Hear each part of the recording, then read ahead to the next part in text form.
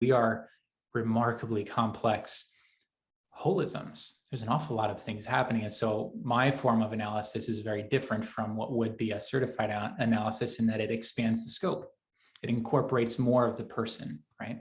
So when we met, we actually began with what might be more general or surface level aspects of your human design. And we began to consider how, in your case, a generator might relate to food. And we can begin to learn about the relationship that's developing here based on your type. And we can learn more about the relationship that's developing here based on your inner authority. And we can learn more about the relationship that's developing here based on your profile. And that's where we begin.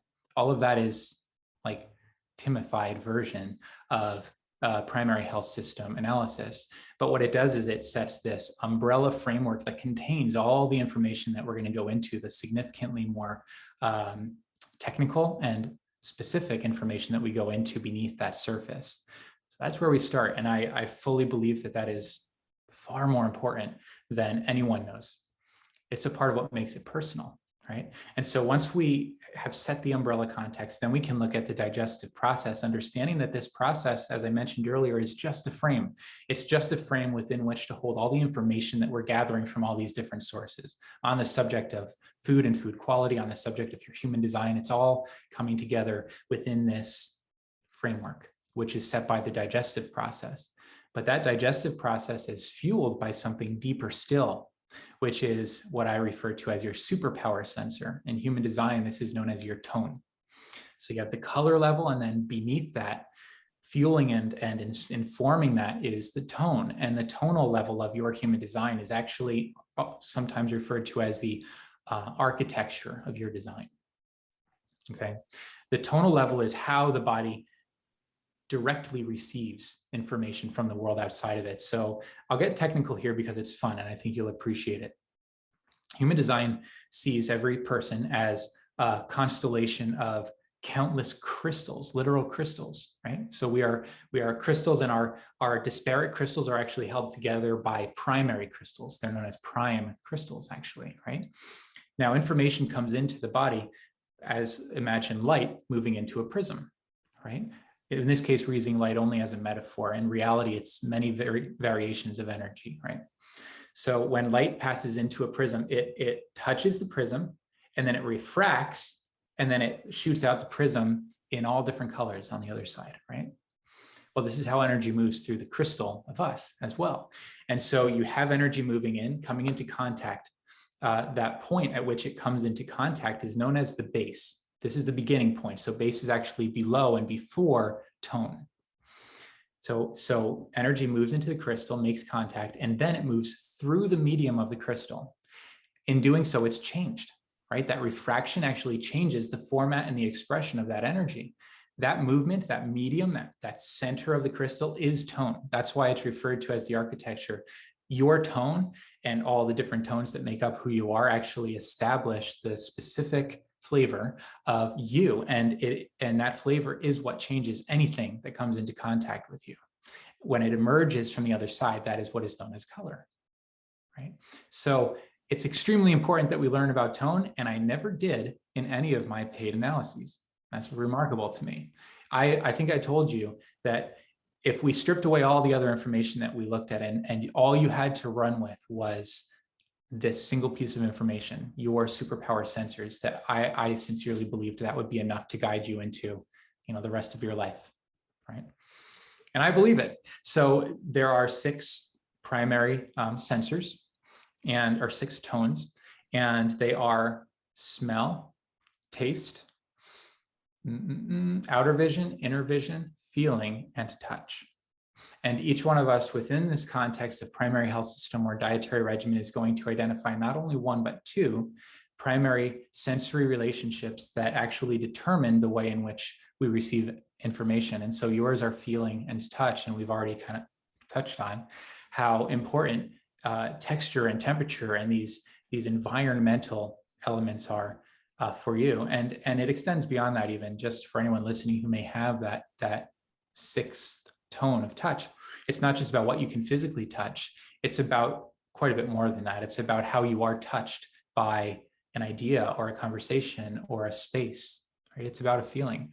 So touch is rooted in feeling, especially for you when you have touch and feeling working together. And for me, smell and feeling, I'm going to take deep breaths in through my nose, and the information that I gather through my nose may or may not have an olfactory response. In other words, it may or may not smell good or bad, but that information is going to instigate a feeling response that allows me to recognize whether this space or this idea or this person is in fact correct for me in this moment.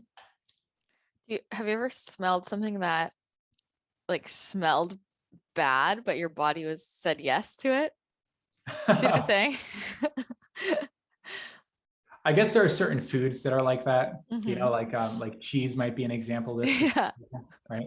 And this is going to be that's interesting. That what's funny about that is that the bad smell, it doesn't feel bad, right? Yeah. So it's like objectively bad, but subjectively yum. Yeah. Yeah. It's kind of like how, I mean, I really like everybody always jokes that I just eat dirt. I think it tastes good. Like I like very bitter, just like powders, mushroom blends, you know, and it's very bitter. But I'm like objectively, I could see how it tastes like dirt. But to me, I like how it tastes. Well, your palate has refined itself to accommodate what works for you. And this is Yes. something that's going to happen for anyone who's pursuing this as a course of study, who's experimenting with this. You will find absolutely that no matter how you've been eating, your palate will change. Mm-hmm. Definitely. It's a really cool experience. Yeah. Yeah. So we have tone, and then we have um I think this red meat channel was very interesting, and then these like macronutrient highlights. Can you share a bit more about that? That's right. Good. Thank you. So there are just a couple of other details that I'll cover in an analysis. And you've mentioned two of them. First, we want to look at meat. And there are two channels in your human design that determine whether or not you should eat meat. One of these channels is actually a general channel, which remains true for all humans. So all human beings at our current point of evolution are capable of making effective metabolic use of three types of meat, regardless of what's happening in your human design. These types of meat are fish, fowl, and reptile. So fish, birds or poultry, and reptile. It's kind of interesting. You can kind of sense the evolutionary placement of that, right? It's pretty old. Now, there's a separate channel that only counts for you if it's defined. So if you have this full channel defined, then your stomach actually has a design capable of making effective metabolic use of the meat of other mammals.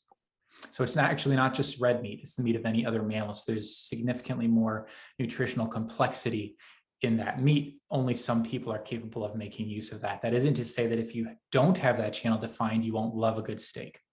It is to say that your body will only be able to make effective metabolic use of that food if that channel is defined, or if you're eating with people who have that channel defined. Ah, there we go. Just gotta Right. sit next to somebody else who can make use of meat. Right. Yeah. Just have really good friends with that channel, you know. Yeah, that's But good the to trick know. is it takes us 4 to 6 hours to digest most foods. So you're gonna have to hang out for a while. Yeah, that's true. A whole day, a long, Yeah. a long date. There you Yeah, go. that's right. So that's meat. And then the macronutrients. So there are three channels in human design which indicate, and this is all they do, there's literally no information about this, just keynotes that indicate whether you are the sort of person who's going to have a special relationship with either protein in the one channel, sugar in the other channel, or fats and carbohydrates in the other. So, And sugar is what kind of sugar? it's a great question. I think it comes back to our discussion on the topic of quality. Our bodies are going to they're going to embrace nature, right? This is something that we've learned scientifically, and I think also for many of us subjectively to be true, that these processed, chemical-ridden ingredients are not doing any good for anyone. So when we're looking at sugar, I would personally, if you have that definition in that channel, I would recommend that you focus on those sources of sugar that are like a good, healthy fit for your body. They're always going to be in some way connected to whole food. Okay. I've learned through my experience and my study that, and my observation as well, that whole foods are where it's at. You basically plug everything we've learned about whole foods, with or without meat. That's an individual concern, but whole foods, real food, living food, that is the primary like source of life, source of energy, source of nutrition.